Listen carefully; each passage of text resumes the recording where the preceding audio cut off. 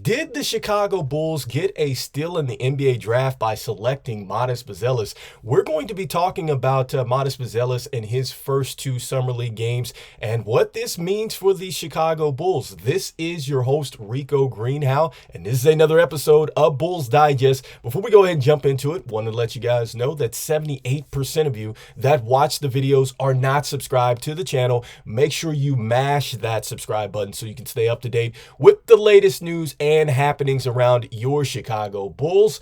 Without further ado, let's go ahead and jump into the topic of the day here, which is with this Chicago Bulls Summer League, starting with Matas Buzelis. I mean, he has looked outstanding, really, in my opinion. I know it's Summer League, and I know it's just 2 games, and I know that, some of these guys you're not going to see out there in the NBA when it starts to count, but just from a mindset, just from the fact that he's competed on both ends of the floor, both offensive and defensively, I am absolutely loving everything that he has brung thus far in these first 2 games, guys. And I think that the Chicago Bulls have absolutely gotten it right thus far with Matas Buzelis, hoping that he stays healthy and everything else. But I think that he can come in right now and be an immediate impact, guys. And I think that going into this game against the Golden State Warriors was going to be a telltale sign for me.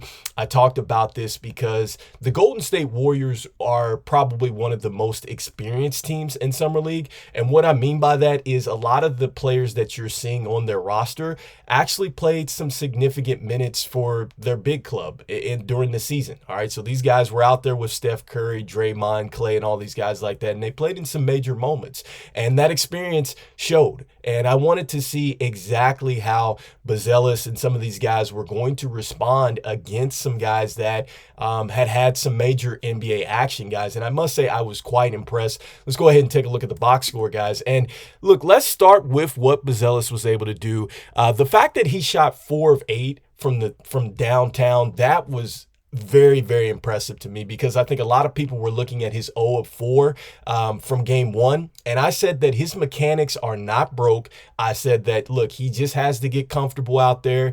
And in game 2, he showed us that he was a bit more comfortable.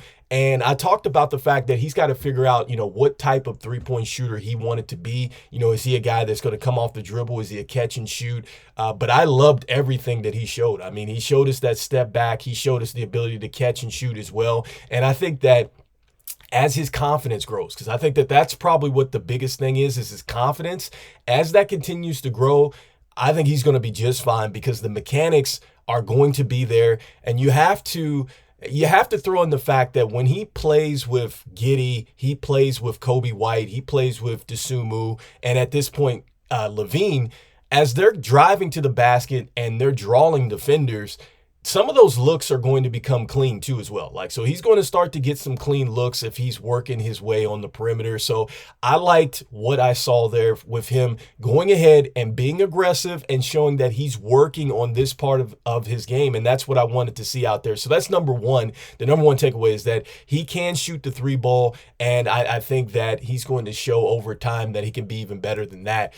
Next up, guys, another thing that I really wanted to point out is that look at what he was able to do as far as getting to the free throw line. He cleaned that up a little bit more. He got 11 attempts in game 1. He got 5 this time around. Just missed a free throw. We wanted to see him clean it up. But look at the rebounds, guys. He got 6 rebounds. He had 2 steals, guys. Didn't have blocks, but man, he was active all over the place. 28 points, guys. And so he scored more points. He hit more 3-pointers. He shot a better percentage. Still was able to get around that 6 to 7 rebound mark. He didn't get the blocks today, but his activity as far as getting steals and stuff, guys, I loved it. I loved what Dalen Terry had to say on the sidelines as well, that, this guy is just, he's lively, man. He's active out there, man. He's making it happen. And you can tell too, this is another thing that I love. When you're listening to the telecast with Mark Jones and Doris Burke, they talked about the fact that he's competing out there. Even though we were down 15, 20 points at one point in time or whatever it was, guys, I mean, just the fact that he just showed us a real dog out there, absolutely love that about him. And he showed us a lot of different things. Like he caught a body out there with a nice dunk on the fast break, the cutting ability, a nice pass from Henry Drill, I think that hit him on the baseline. Man, the float game and the swagger after that, like you could just tell, like everything that he brings from a mindset standpoint, it is literally starting to rub off on the team. So I definitely wanted to go ahead and give this man pub. And I just think that the Chicago Bulls might have got a steal at 11. And this just is my bone to pick, really. I just think that now, if this was true about Caruso, okay, and that whole deal, like we could have got a top 10 protected pick, I just want to know, hopefully it comes out, would we have been able to keep our 11th pick? Because I'm like, if we would have been able to get him and then get like somebody like a Khalil Ware or somebody else, man, I just think that the Bulls would be set up right now. And not saying that they're not setting up and heading in the right direction, but I think that we would be even more set up. So I guess that's just me, just being a bit greedy there and just wondering, like, man, what it could have been if the Bulls would have perhaps traded Caruso earlier and got the picks to go along with this guy. But we'll never really know.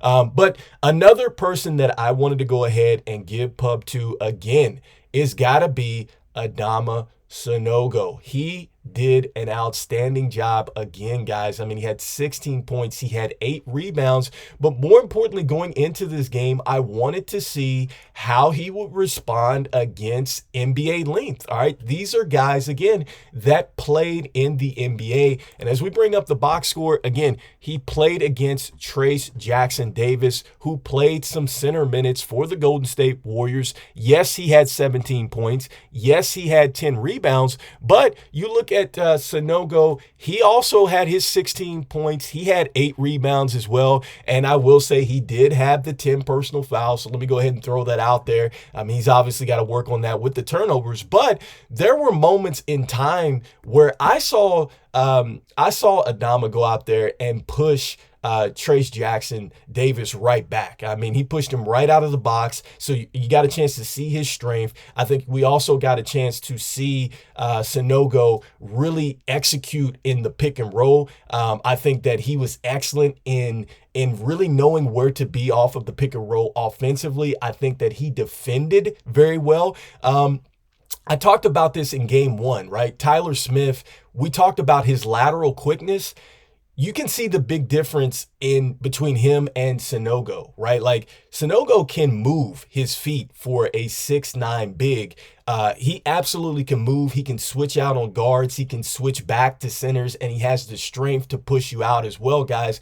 And just to give you a little bit of example of how good he was in the pick and roll, this is footage from game 1, and I showed this, but look at this. Look at how he comes off the pick and roll, right? Nice little dribble handoff, but look at this. Even if Buzelis doesn't score, he's right there in position for a great rebound, or he's there for the assist as well. That's just the kind of movement that you love. And I absolutely think that, again, I'm going to harp this.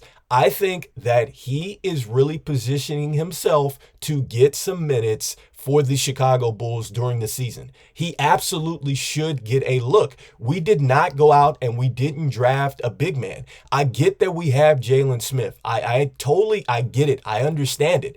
We still have Vooch, which we know at some point we're going to move on from.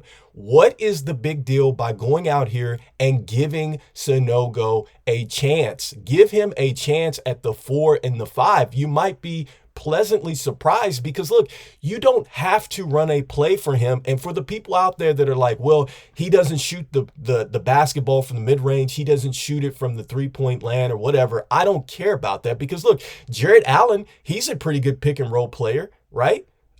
Gobert, he plays out there for Minnesota. He's playing just fine. So, I mean, look, I'm not saying that he's those type of players, but there's players out here that have made a living in the NBA and they don't necessarily shoot the basketball very well, or they don't come down and cross you up, but he's able to take the ball off the board and score it. So this is why I think that he did a terrific job and why he should absolutely get a look when it comes to the season, guys. And another player that stood out to me was DJ DJ Stewart. And I said this on the last video. For those out there that like Patrick Beverley and his tenure with us and the Chicago Bulls, I think that that's what I get out of DJ Stewart. I mean, obviously, he's not out there getting suspended and some of the antics and things like that Patrick Beverley does, even though I still love it. But his defense, all right, the way he's willing to pick you up full court, he's very disruptive with his hands, and I think that he did a fabulous job there, guys, and he's scoring the basketball too, and he's running the offense. If he were 6'5", 6'6", I would say that he absolutely is a lock for us, but honestly speaking, guys, I don't have a problem going ahead and throwing him out there on the G League and then possibly calling him up. Because look, let's not get it twisted. Jevon Carter was not that good for us in year one. And if he's not that good for us in year two, I don't have a problem with us throwing DJ Stewart up there and getting some minutes off the bench. Maybe we get something out of him that we could not get from Jevon Carter. And look, at some point, we're going to have to move on from Jevon Carter anyway, I think. And so, look, with a guy like DJ Stewart coming out of Duke, he's from Chicago, I believe. And I think he talked about the fact that he knew Matas Buzelis. I'm not sure if they crossed paths in high school or whatnot, but he feels very comfortable here. And I think that this is the type of guy that we take a chance on. And he was one of the guys that I said he could be a diamond in the rough, guys.